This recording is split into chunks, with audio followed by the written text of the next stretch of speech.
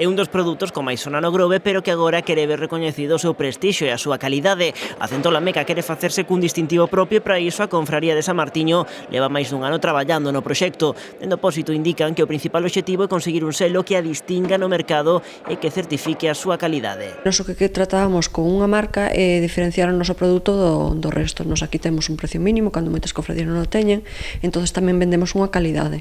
Entón queríamos establecer unha marca para que distinguir o noso produto do resto de cofradías.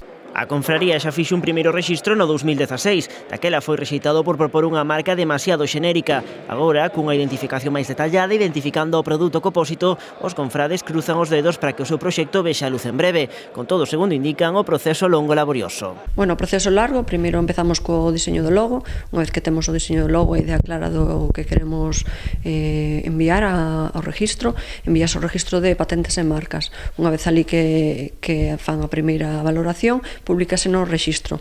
Hai un período, penso que de un mes ou dous, no que todas as persoas que queiran ou non estén conformes poden alegar. Se todo vai segundo os cálculos da Confraría de San Martiño, no arranque da vindeira campaña da Centola no mes de novembro, a marca propia será xa unha realidade. Será entón cando o consumidor poida atopar no mercado a Centola de sempre, pero recoñecida cun selo de calidade.